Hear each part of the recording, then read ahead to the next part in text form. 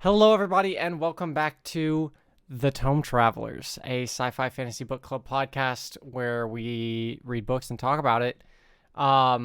First off, I'm going to go ahead and apologize for the delay on the release of this episode. We've had some scheduling conflicts come up, and we're working on it, so that's not going to happen again in the future, but we appreciate you guys for sticking with us as we're kind of continuing or finishing up the Lives of Locke Lamora. Which we're doing this episode, which is episode 12, I believe, right? Yes, I think, unless our show notes are wrong. Right. But before we get into our thoughts on the final part of the it's book. the fourth book, so 4 times 3, 12. Yeah, that makes sense. Yeah. We have a couple of announcements. We announced our Discord last episode, I believe. But I don't know if our link worked or not. And so the link for that. It's a temporary link, so it works Gotcha. for like 10 days. So I'll be replacing it. Every time we upload a video, I'll go back and replace it on the previous ones. Awesome. So that link is down in the work. comments of our YouTube video. So if you want to join our Discord and get involved in some of the discussions, go ahead and join our Discord. We'd love to have you guys and, also just talk with the community and interact with you guys because it's awesome. And then also we announced next month's book, which is The Emperor's Blades by Brian Stavely. Hopefully that first episode will be coming out here pretty soon in these next couple days as we're trying to adjust to the schedule kind of clash that we had. So stay tuned for that. More updates will come out soon. And there's going to be a huge spoiler warning for the entire book of Lives of Locke Lamora past our fantasy question. So we have our fantasy question afterwards. If you haven't read the book, stop listening, go read the book, and then come back and join, and then you should be fine. So, Whitson, what is our fantasy question for the week? What is your favorite fantasy animal companion? Who wants to take it first? I'll go. Okay. All right, go, Dylan. All right. Well, the very first games that really pulled my attention was Pokemon, and I'm picking Pikachu because that first Pokemon Yellow, he gets to follow you around, and it's just I've always loved those games and that universe. Is a Pokemon an animal though, or is it? He's a mouse. He's a mouse. Yeah. In his bio, it says electrical mouse or something like that. Okay, fair enough. Yeah. Fair enough. What about you, Epic? Yeah, so excluding going back to the first episode I was in, Guinevere, from that whole favorite magic item, I'm a huge Final Fantasy fan. Hell, even my engagement ring / wedding ring has a engraving on the inside, and I'd have to probably just pick Torgal from the new game. Nice. He's a wolf companion. You get through the whole game, and every time he pops up on screen, I'm like, yeah, fucking, I love Torgal. I've never played the Final Fantasy games, but they look really cool. Their graphics. You never played a single one? No. You got a lot. Wow. Well, the only one that I've played is Lightning Returns, and that was not fun. Yeah. You're supposed to fall in love with the beginning ones and love the story. Yeah, well, I found out later that was a bad decision. Yeah. Did not know at the time. What about you, MD? Okay, so I was torn here. I'm literally thinking, I feel like if there's if we have listeners who make memes about our channel, I feel like every question I have a Sanderson answer no matter what. Mm-hmm.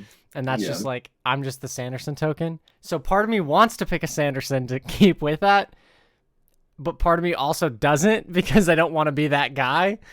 So I'll give you two answers. I'll give you my Sanderson answer, then I'll give you my other answer. My Sanderson answer is Huck from Tress of the Emerald Sea.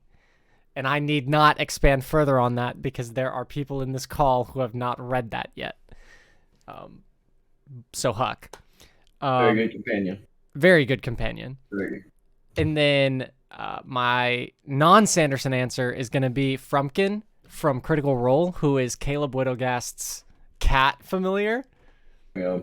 Because I absolutely love Frumpkin. I love Liam O'Brien. I love Critical Role. And so it was like a toss-up. Do I choose Frumpkin or do I choose Trinket? And I had to go That's Frumpkin. Campaign 2, right? Yeah, Campaign 2, which I honestly, I haven't even watched Campaign 3. I'm still trying to catch up with Campaign 2, but I love it so much. So that's mine. What about you, Whitson? Roach from The Witcher, the horse. Just Always there when you because, need him. yeah, always there when you need them. Also, some of the funniest bugs in those games are like just where Roach will appear when you call him, or just not come up to you at all. Just be a fucking mile away, which always makes me laugh. Yeah. Yep. Roach. Yeah. I love it. Those are just some good answers. As always, if you guys want to send us your fantasy question that we might answer, you can leave it down in the YouTube comments, or now that we have our Discord, I think we have a fantasy questions channel. Is that right? Yes. So you can go there and you can drop your questions there, and we might react to it, or we might answer them on our next episode. So without further ado, we're going to go ahead and jump into episode 12 of The Tome Travelers.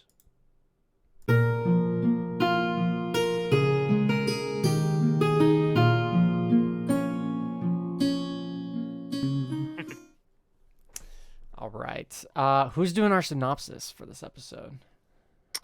I guess I wrote it. I can write it or read it.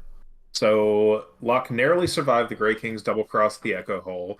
Jean and Bug bring Locke back to the House of Paralandro, where they discover the Sanzas are dead. And then Bug dies trying to avenge them. Locke and Jean, after they recover from the attack, set about destroying everything that Caparazza, who they find out is Luciano Anatolius, was seeking to do in Comor. Then they get involved with the spider, Donna Forcenza, and kind of get derailed again by her. And then the Salvaras get chosen as the next spiders. Caparazza is finally dealt with. Vanquished. And our boys are fleeing Comor. That's where we leave off. Yeah. So first off, did y'all want to scream at me and Witzel? I feel like Epic does. Like, how heartbroken were you?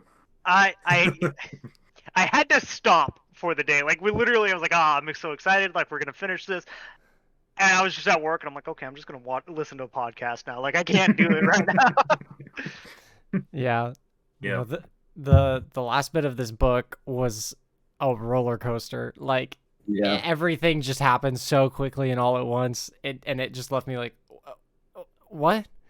Yeah. And it's foreshadowing the whole book. This is what The me and whole Dylan were time. talking Yep. about. Yeah. It's Yep. foreshadowing the whole time that Yeah. someone is going to come in and take all that money. Yeah. And yeah, and they're talking about the fact that Caparazza couldn't possibly have enough money to pay the bonds magi for that long. But There's we no could. way. Yeah. That's one of the things that makes it really juicy for rereads, is picking up on all the hints. Yeah. That even so when I was even though like I know what's gonna happen, I still like get pulled in Mhm. to the game and all that. So it has so much rereadability too. Well, yeah, and that's honestly the author's like his the way just he writes is so like entrancing. Like it Yeah. genuinely pulls you in. Like you feel like you're inside of it, which I really liked about this book. That's what I was talking about. I think last episode I said his writing is just one of the best. I mean, he's just one of the best writers that I've ever read. Yeah. So the way his descriptions and all that. Originally, like I think in the first episode of this book, I told Whitson like I honestly wasn't like a big fan of it, but I think it grew on me once I got used to it, because it was definitely different from most of the stuff that I've read before. But once I got into it, now I was like sucked in, and now I was like, oh, okay, well this is happening. Yeah, keeps you pulled in. Yeah. Yeah. Yep. I don't know. It like we were saying, like we're really glad y'all read it, because like it's just it's gotta. And when we get to the ratings, I'll get into that. But it's just like, to me, this is just a top tier. Yeah. Yeah.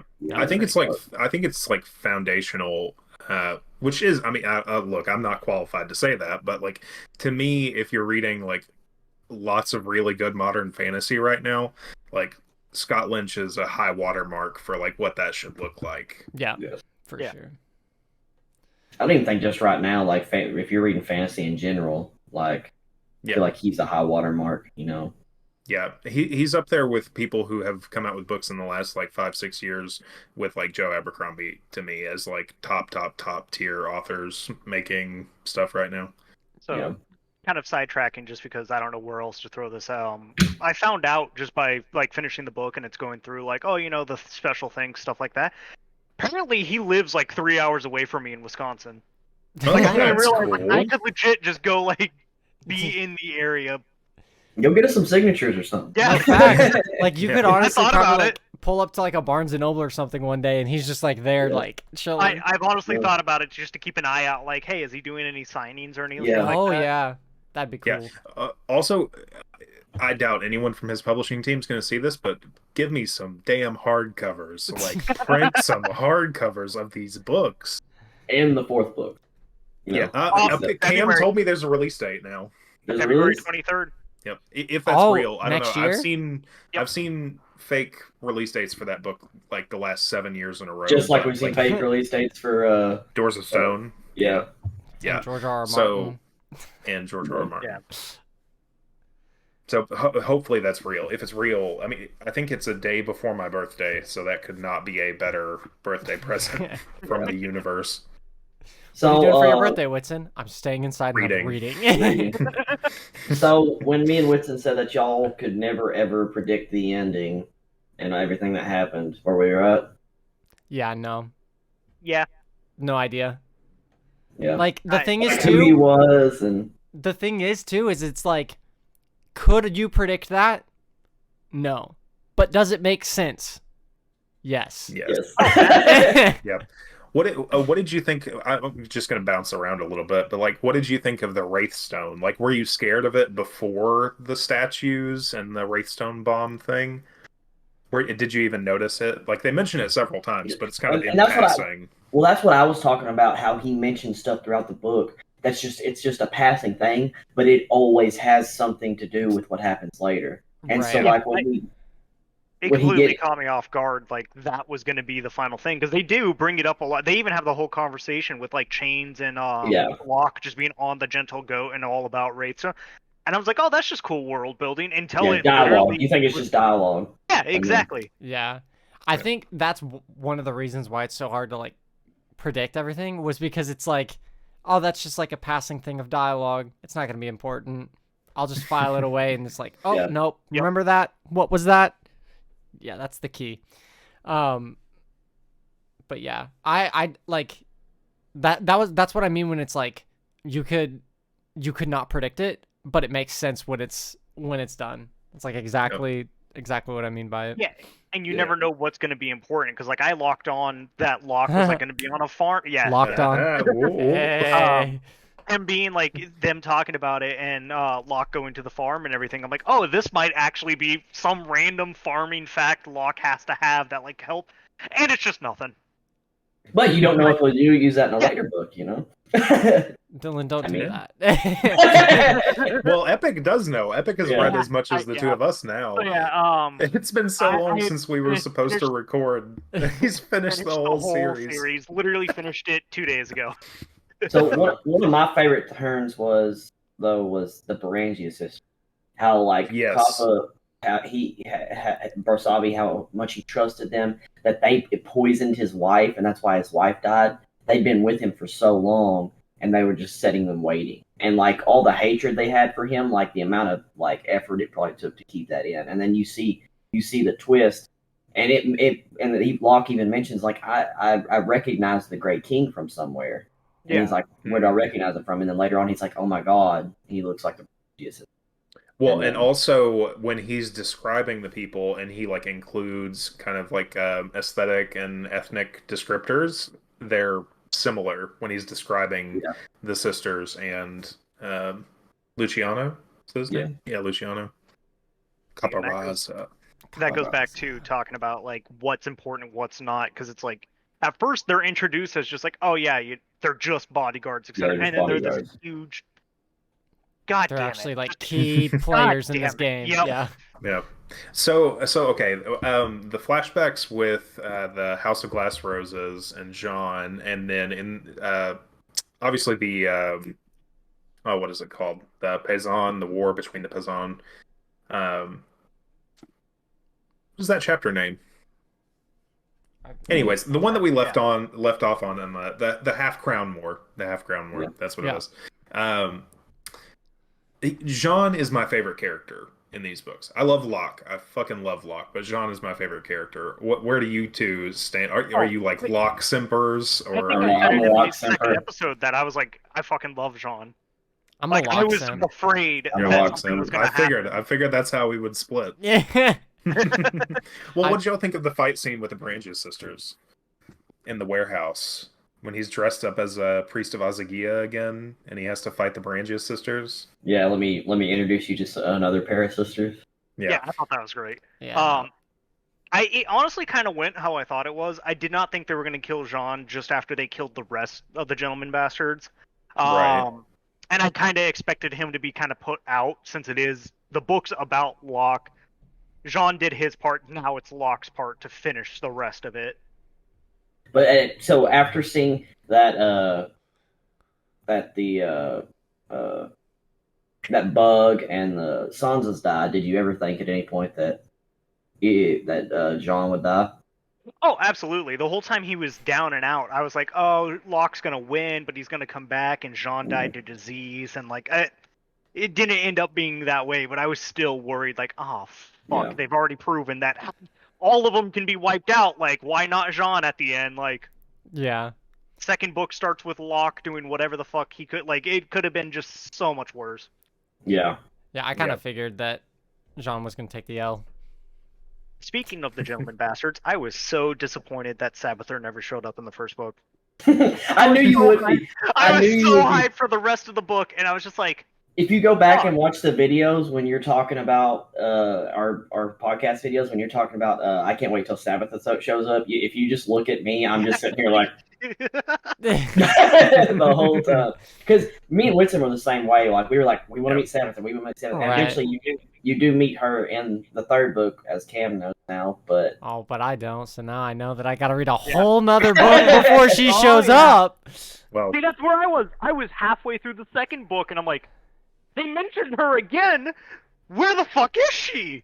But it's worth it. She shows up in full Better full show up. force. Yeah. yep. But Locke gotta get his Uh, woman. and then Okay, I think you guys said you'll see Locke go full simp. Yeah, he goes full simp. Locke simping. And then so another one of my favorite scenes later on, but another one of my really one of my top scenes is when Locke meets the spider. Yep. He gets stabbed in the neck and Yeah. punches an old lady. Yeah. Yeah, that's up there. That's up there. But so the spider is also very intelligent. You know, Mm. I can't even bring up her name right now, but Donna Vorchenza. Vorchenza, yeah. But did y'all think that Locke was going to how did y'all think that scene was going to play out? Did you think he was going to get captured? Do you think he was going to know what was going on beforehand? Did you see him having to jump off an elevator to escape? Definitely didn't see that coming. The whole time after he was poisoned, I had legitimate moments where I'm like, okay, let me pause, let me think. How would Locke outthink this? How is this gonna go? And I legitimately spent some time like, okay, well, this could happen, etc. And then just when he fucking punches her, I was at work fucking cry laughing, and people just, I had to go to the back room and just walk away. I'm like, it completely caught me off guard, because it's just so out of character for him.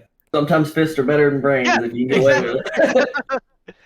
Yeah, I had no idea. Like Locke is still such like a loose cannon. Like I have no idea what's gonna happen whenever like he's like put in a scenario, and so like half the time I don't even try and like think of like, okay, what's the way out of this? Half the time I'm just like, all right, this is where it ends. This is. I've got to the point where like. And that was the one time I'm like, you know what? Let me actually try to think about this. Like, it's all set up. We're at the end of the book almost. Let me see if I can think where it's gonna go. And still, it fucking caught me off guard.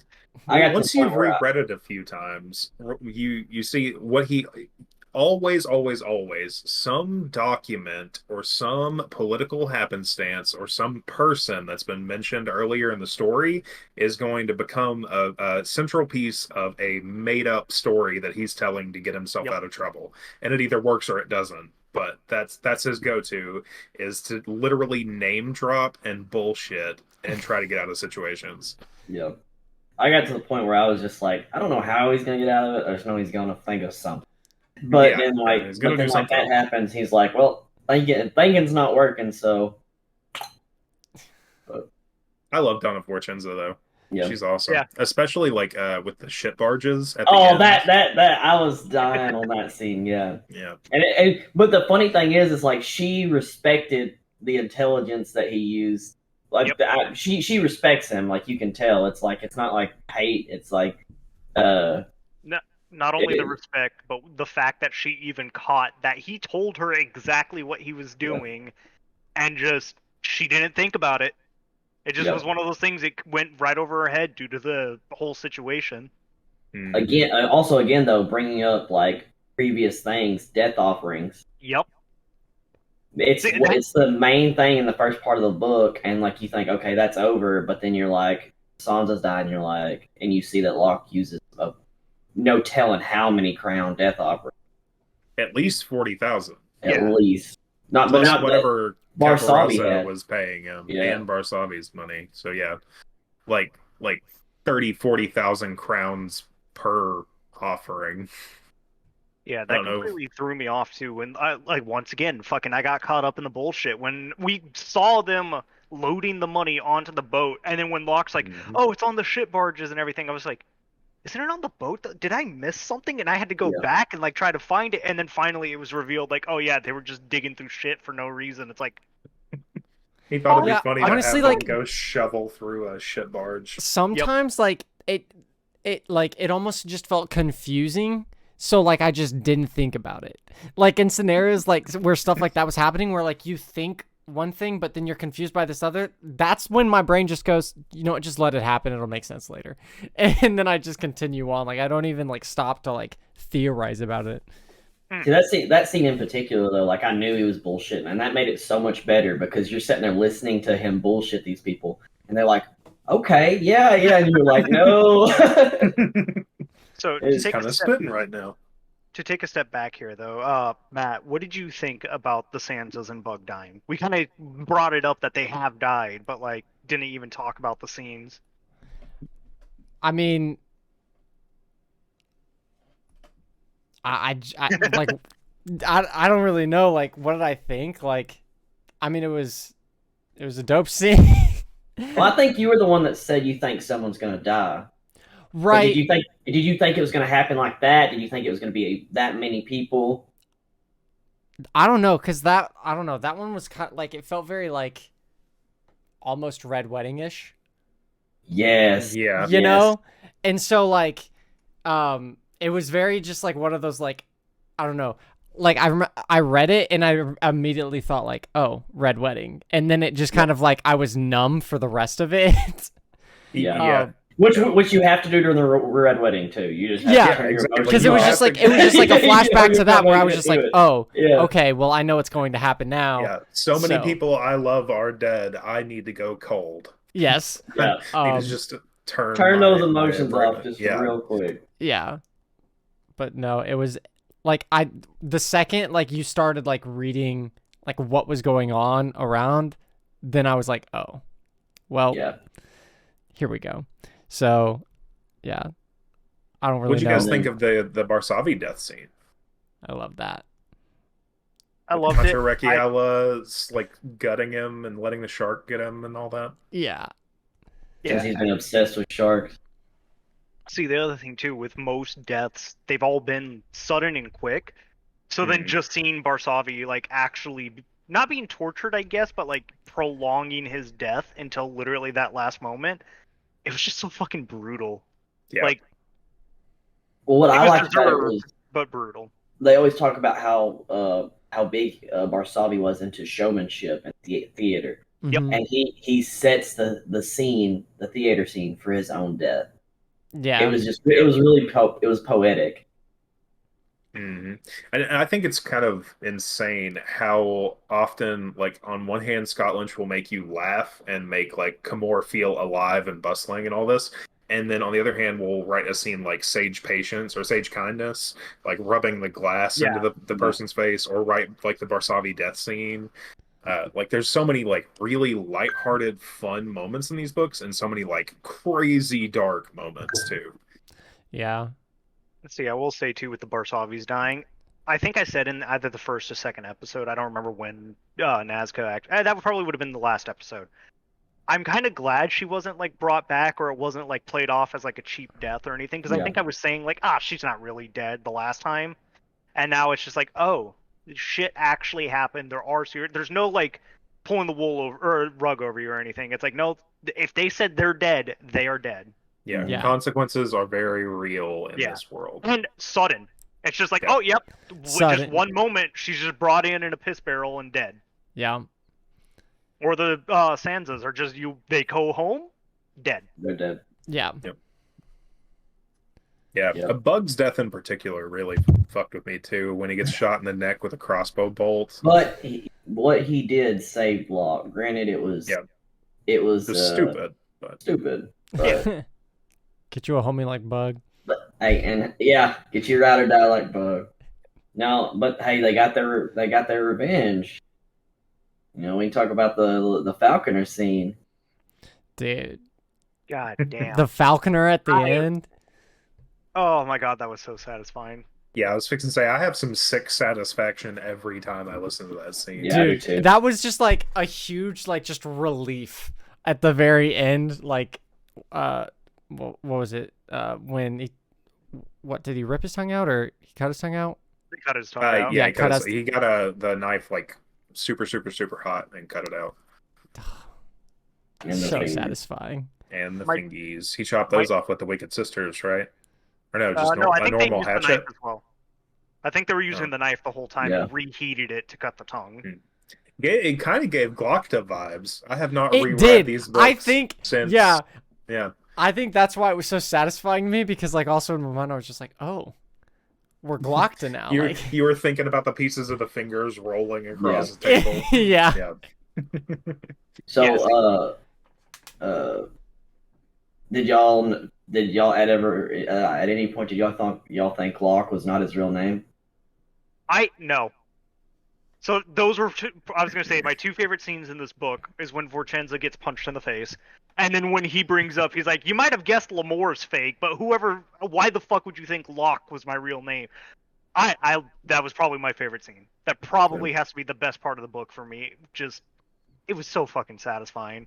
I'll Yeah. talk And about again- my favorite one next. It makes perfect sense, and I would have never Yeah. guessed it the first time through.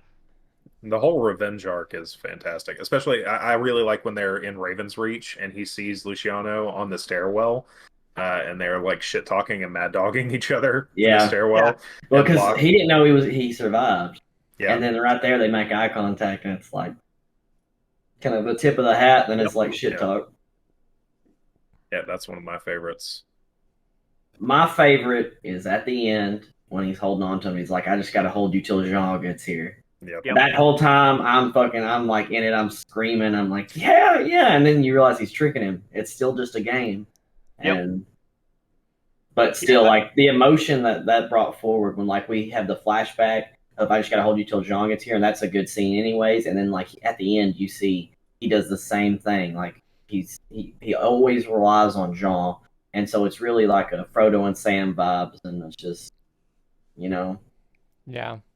one without the other is not a full team. hmm Mr. Yeah, Fire. their bromance only thickens from here. Yeah, I want to talk about the other books so No, bad. no, but we I can't do don't that. wanna- We can't do that. I Save know, that. you We can't. I know. You can come back for the Patreon and we'll do books 2, 3, and 4. Oh man. Oh, so are there any other scenes that come to mind that blew you away or like that you wanted to talk about? Or you mean like anything about the writing or the game or anything like that? That Not that like come to my mind. Like the biggest thing like to me was killing the falconer. yeah. Like Maiming that the was just the falconer. most satisfying thing to me, and that was honestly one of my that's probably like my top 3 moments towards But- or on this half but of they- the book that we read. But they didn't Yeah. kill him. They didn't kill him, but Yeah. they tortured him. Yeah. Yeah, that was. I did love that where it's like, well, we didn't technically kill him, so Well, and then at the Fuck off. end, you see the scene where the soldiers are talking about they find the bondsmate Yep. or whatever, and none of them want anything to do with him. mhm. I think Yeah. also another thing I liked was Vorchenza actually passing off the to the Salvaras that they are the. She's pretty much training them to be the future spider because she can't do it forever. Right. Yeah. Like it was weird to be satisfied that the Salvaras didn't get truly fucked in the end. I mean they did, but like they still got something out of it, even Yeah. though it's technically she sees it as a punishment. Yeah. Yeah. Yeah, I like that too. And I don't know how old Scott Lynch is. I know he's had health issues. I want 30 more books in this world. Well, and that's what I was going to say. We see them leave Kamor, but do you think we'll ever be back in Kamor? I like to think so. I want to see some more. I want to see Like the after effects. well Yeah. that, and I want to see some more Spider, and because they know who he is now. They're the only people that know who he is. Yeah. And so it's like I want to see that you know. I think we'll be Interaction. back. There's too much detail in like everything he does to then just set it aside for the rest of the franchise. Yeah. That's true. And I think, I mean, no, I'm trying not to say any spoilers, but in the second book, you kind of find out that the world is not that huge. Yeah. And by the end of the third book, we've been to a lot of it. So yeah, I hope we come back to Kimura at some point. And But it maybe is not way even later down the road. maybe not even continuing like in the future. I think there's a book between the first and second one that's like a prequel to how like the Gentleman Bastards got the liquor for the Salvara game. So then Wait, that just what? yeah, That exists? I was looking up the franchise because I wanted to buy the second and third book, and I saw something about that, but I didn't see the actual book. So I just it was kind of a quick glance, and I'm like, oh, that's a thing, but I want to go to the second book now. Like it was just in the back of my mind. But yeah, that'd it be was awesome if he has a novella that I haven't read. I don't see. I just looked up his Wikipedia page and I don't I was see gonna say it. it's possible it was fake. Oh, It was okay. just a quick Google search of like, here's the franchise, and I That's found the a name of the fanfic second or book and something. bought it. Yeah, probably a fanfic. Wait, there's still 4 more upcoming, and Are there? he's already got them. He's already got the titles for the next 4. I think they're placeholder titles, but yeah, Oh. I think he had. I could be bullshitting here. This is internet rumors, but I had heard that he had drafts of almost all of them. All of them, or almost all of them. But he's had health issues the last like 4 or 5 years. Right. Yeah. So he's like just now getting the next book out. It sounds like. So not only health issues, but I think at the end of the third book, I just finished it, and it was good with those like thanks and special thanks, all that. I think he brings up like his wife or a friend or somebody being there for like mental health issues as well. So like he Yeah. had a lot of stuff that would just happen. Yeah. Yeah. Well, love and support to him. He's a fantastic fucking author. Yeah. No. Yeah. Keep writing, please. Well, do we want to get into our ratings, or is there? I was gonna ask one more thing. Okay. What do y'all think about Locke's character after he risked everything to go save the people in the tower? Like he knew he was gonna get captured to get back. What do y'all think about his character now after he saved them all from the Greystone. race? I mean, I think it's pretty consistent. I mean, they even bring up how like the Gentleman Bastards don't murder people; they're just thieves. Yeah. They literally, I think, by the end of the first book, have only ever killed 3 people, and it's the 3 we see in the book. Yeah. Like,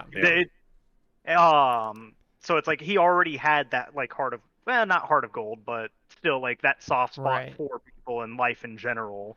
And like, yeah, like I don't know, it was kind of weird because like at the same time, like he also is selfish, and so Yeah, but I don't know. but he's also a priest, so he's selfish, but he's a priest. Yeah. That's a stretch. But like now that you kind of bring up like he's only killed the 3 people, then it kind of makes sense that he doesn't want more death to happen. So. And I could be wrong. I think if anything, it still wouldn't have been that much. Right.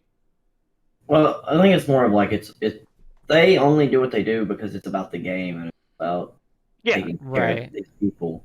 But and like, also he doesn't want to breaking the see secret innocence. peace is like their purpose under chains. Like breaking the secret peace, because the secret peace like takes advantage of like, you know, normal working class citizens and leaves the criminals and the royals to do their thing. Like chains wants them to be an arrow through the secret peace. So they think that what they're doing is righteous. And then they have the 13th god, the crooked warden, who says, you know, thieves are righteous. So, you know, that there's room for them to be good people while doing something that we would think of as bad. Yeah. And you know, acting selfishly.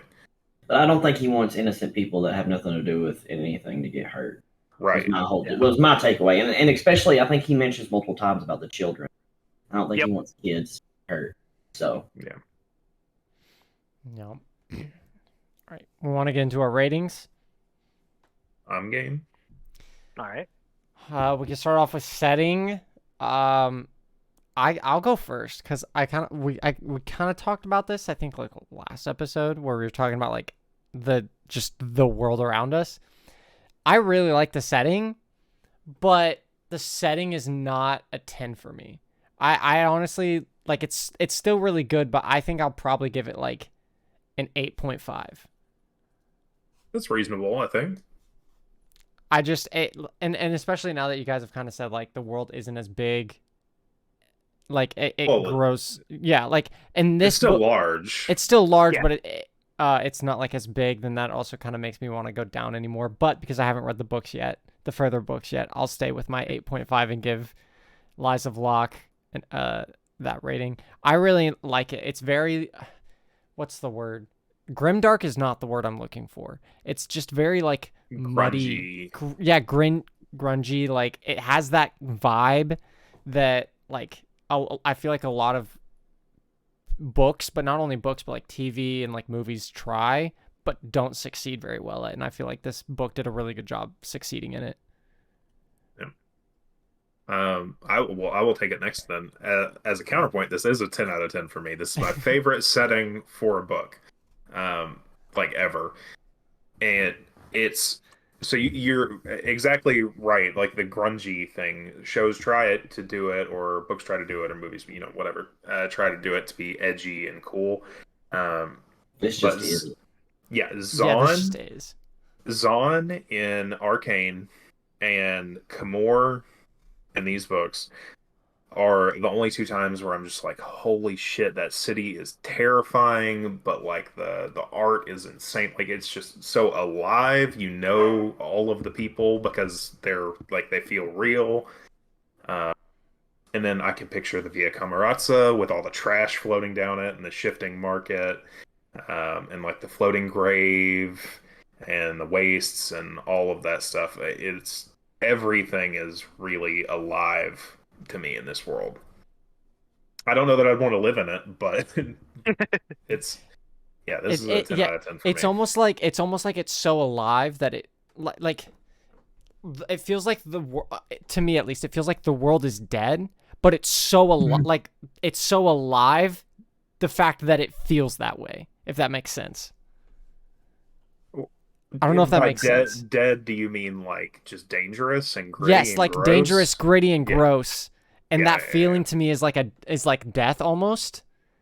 But the fact that that's captured so well makes it alive. So, no. Sorry. Oh, also Scadrial from Mistborn, he does a really good job of being grungy and gross and dirty and still like captivating. What about you, Epic? This is what I'm comparing everything to. Yeah. For me, I'd probably have to put it at. Oh, God. You guys have to do this every time you finish every a book. Episode. Or every book, yeah. So honestly, the setting, I think, of the 3 things you guys have here in the notes, probably the weakest in my opinion, but not that it's weak. I'd probably still have to say it's like an 8. Just because there were several times where it came up in a book or in the book where he'd bring up a new setting that I was interested in, like the House of Glass Roses. I thought it was amazing. And then it's only there for like just half of a chapter, and I'm like, I want more. And I guess that's a good thing, but there were so many places set up to where either I would lose track a couple of times where like, wait, are they at this Black Alchemist or that one, or are they at this shop, etc. But everything else was just so greatly detailed that it's like, it's not bad at all. I just wanted, the book needed like another 3 chapters, or it didn't need it, but I wanted it. That's the thing. Like, Komor is great, and I love it, and I do want, I mean, I think we'll go back to it, but I do want more of it. Yeah. Where you at, Dylan? I may be being a little biased, but I'm just going to answer all 3: setting, characters, and plot. If I can't give this book a 10 in all 3 of those, I can't give a book a Dude, full 10s across the board? That is how I 100% believe that. Setting is wild. With his descriptions. Even if it was a shitty setting, his descriptions make it fucking, and it's not a shitty setting. So like his descriptions just make it so much better. And then like even get to Epic's point, I take that a different way. Like if I want more things to happen in a scene, to me that's a great scene or a great setting. You know what I mean? Characters, Locke's like one of, if not my favorite characters ever, and then Jean is perfect. And like I was comparing them to Frodo and Sam, right. And I almost think they do it a little better, maybe. And that's a little blasphemous, but I'll let it slide. Yeah, and then the Sanzas are just such good characters, and then you kill them off, and it's just like what? And the villains, and then the plot. I mean, it's just if I can't give this book a 10, I just have no use giving any other book. That's in crazy. My opinion. I think that's our first like full 10s across the board for the podcast. Yep. That's wild. Don't at me. I'm not at you. Look, that's literally what I'm saying. This book is a gold standard to me. Like when I'm reading other shit, I'm thinking I could just reread those again. You know. Well, that's what. I already know what our book's going to be after your book for this month, and it's Six of Crows, and it is supposed to be another like a heist type book. Mm-hmm. And I know I'm going to be comparing it to this the whole time. But to be fair to me, this book isn't just like a heist book. This is like a freaking action drama. This book has so much mystery. There's so much in it. Yeah, it's to me this is the epitome of what a book should be. Right. Okay, so Dylan gives, I guess, the next category characters a 10. Whitson, what do you think? Damn it! I don't want to bandwagon and give it 2 10s after this. I'd say like an 8.5, only because I think that there are people like Joe Abercrombie who do like character studies almost, where you live with a character for like forever and they're super consistent, and you hate them sometimes and love them sometimes. Like I just always love Locke and Jean, right? I just always love them. Mm-hmm.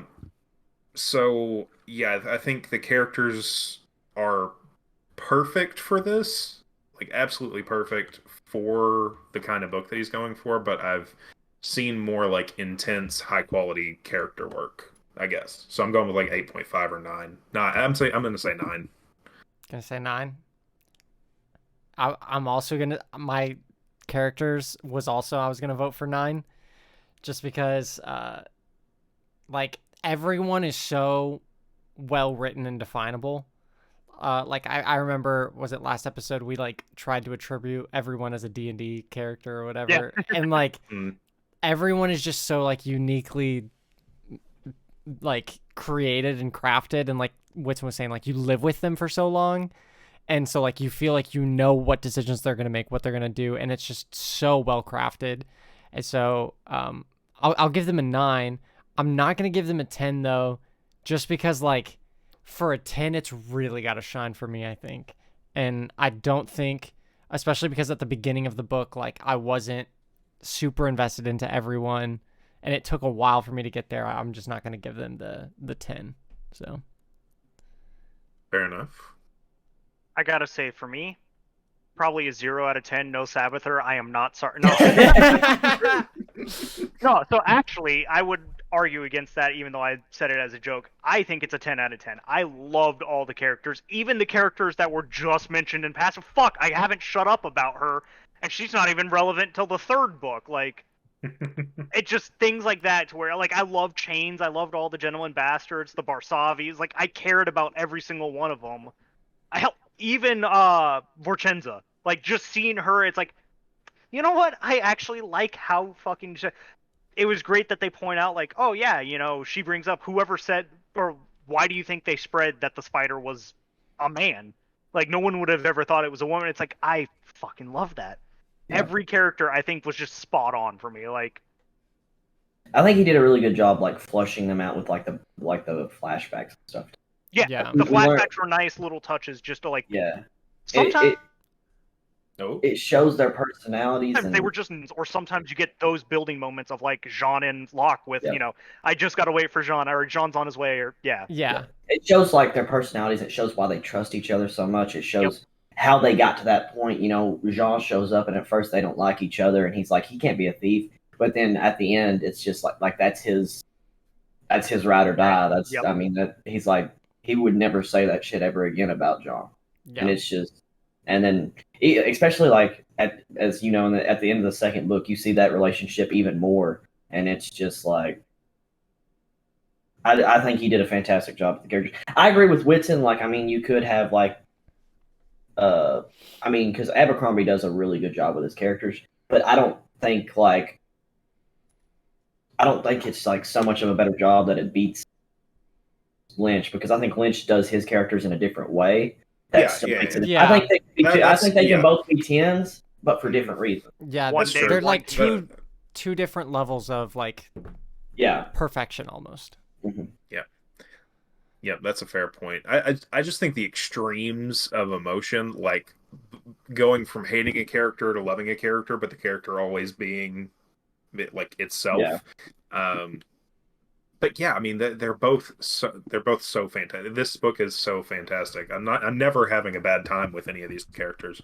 Yeah, and even the side characters, like Epic said, like Chains is one of my favorite characters in the whole thing, and he's dead before current day in all 3 books. So yeah, I love the characters in this book.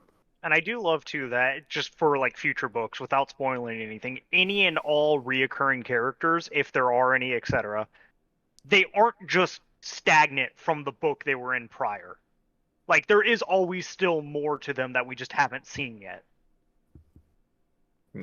Yeah, the world keeps growing, the characters keep growing. It's so fucking good. Yeah, keep reading these books. Well, we probably will do them for the Patreon at some point, I imagine. At some point, we've got some stuff lined up, but that's something else about setting. I wanted to bring up the second book for setting, because oh my god, there's 2 huge settings in that, and it's just like, I love it. But, so good. All right, so plot. What we got for plot?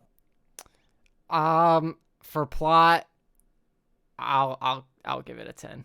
Like, okay, I was gonna fight you. I was like, if you can't get the plot, I'll have to give it a 10. Like, as I said before, like, it took a while for me to get into it, but I think that was purposeful because there was just way too much going on that, like, the foundation had to be laid, so that way once it was laid, it's like when everything starts happening, I like know what's going on at least. Yeah, it's like a Sander Lanch for an entire book. Yeah, and like the prologue or whatever, which I remember, did we just read the prologue? But it was like a huge chunk of stuff. I was like, this prologue is forever, and I'm like, I was not like really into it. But then like afterwards, it was just like, boom, boom, boom, boom, boom, one thing after another, one thing domino effect, and it's just like, okay, I'm strapping in for the ride here. And yeah, the pacing of everything was so good. Like even though we're like one after the other, you still get time to catch your breath. You still get time to laugh. You still get time to like mourn and all these things. And so, I would give this plot a 10. I'm right there with you. I'm giving it a 10 too. Yeah, I I think at this point we all have to give it a 10. Like it's just too good. When I'm like trying to sell people on this book and get them to read it, I'm like, it's fantasy Ocean's 11, like Brad Pitt, George Clooney, like it's listing the stars out, like it's that caliber of a heist story that turns into like way more. Right. I didn't even think about pacing, but Matt just brought it up. His pacing really is like one of the best pacings. Because it's like you'll have some books that are like nothing but action. You'll have some books that are like nothing but like Sander. Sander's gonna be nothing but it's just build up. He keeps you where you need to be when you need to be. Right. At all time. Like I don't remember. Yeah. Yeah, the story only ever meanders when it like serves a world building purpose, and that's where all those like funny, lighthearted, like great dialogue scenes come in. Yeah. Is when the pace is kind of meandering a little bit. So I think he does a really good job of like masking the fact when he has to slow down and world build by just giving you like funny one-liners and good character dialogue. Well, yeah, and even like when he just slows down, like the thing that comes to my mind is like when Locke gets like tied up in between like the Gray King or whatever, and like Barsavi, and he has to make himself sick or whatever, and like it's just this whole like scene of him just like throwing up or whatever, and it's so funny, but then at the same time it's just like this hard cut of like all of this buildup that's happening, and you're like, I don't know what's going on, but you still get the laugh in between, like. Oh man, that's a scene we didn't even bring it up. Is them trying to climb down. She came way before. No, that was last episode. That was last episode. Yeah. You're right, because that was just before where we cut off. Yeah. Yeah. I just the pacing of this book was probably one of its biggest strengths in my opinion. Yeah. I think we averaged out to like a 9.8. If you that's only we should get rid of Dylan's because he just gave straight 10s. So then let's reaggregate. Well, but then we've got like 3-4 more 10s in the mix. Yeah, well, to sort out. 10, 10. The nines 8.5, and 8s 8.5, are the outliers. 9, yeah. So it should just get a 10. Yeah. Overall, it should be a 10. Fuck it, 10 out of 10, the whole book. But and my deal is it's like we're not the only ones that feel this way. Like every TikToker that I see, like a book talk or whatever, they give like their top list. Like this is in so many people's top 3. Right. Well, even in like Goodreads, this book is just praised, and so I now see why. So. Hell, even people like I had a friend come out a week ago or 2 weeks ago, and I gave him my Spotify account just to listen to the audiobook or the Audible account as he was driving up here from Texas. He got here and would not stop gushing about the book, and I'm like, I know. It was just everybody I have recommended it to and that's actually listened to it or read it or whatever has just loved it. Yeah. Yep. Yeah, this is a really fun one. I'm so glad that we read this. Yeah. And I'm so glad this encouraged y'all to read it, and y'all encourage more people to read it, because I just feel like if you enjoy reading at all, this is I want it to be a classic someday, like people like read in school. Yeah. I mean, like this is the Frankenstein of the 21st century. I feel like it's that. I feel like it deserves it. Like, especially if you're learning how to write. Yeah. I mean, there's a lot to take away from this book. I mean, we've doted on it for so long now, but like the pacing, you can learn a ton. Characters, you can learn a ton of dialogue. If you want to learn to describe something, who are you going to learn better dialogue from than foreshadowing? I feel the same way about descriptions almost, like the way he describes things, like. Yeah. So I would love for this to be a classic someday too. It's going to be on my fucking bookshelf. Yeah. Oh, it is on my bookshelf. My children will read it. And I will say I already have the next 2 books. Old enough now. Literally waiting for the day where it's like, all right, you've heard fuck enough. Come here, we're gonna read this. Bedtime story time. All right, we're graduating from The Hobbit. Now we're doing Lies of What's a brothel? Oh God. Oh man. But yeah, do you guys have any other final thoughts on the book before we wrap up here? No, I think that that does it for us, Yeah. right? Probably I just mean, more besides praise. highly recommending the second and third book, I mean, fuck, I finished Yeah. them before we finished the recordings here. It just gets better. Right. And we're already at 10 out of 10. Like, I mean, Yeah. think about it. Yeah, don't wait on us. Keep reading them, and Yeah, then whenever yeah. we circle around and do a Patreon, just reread them because Yeah. they are fantastically rereadable. Here's what you do. You read the first book again, then you go read the second book. Then you come back to the first book, then you finish the second book, then the third book. Then you got to finish the trilogy all in like one road trip. There you go. And the That's second game book plan. literally is an ocean. Yeah. All right.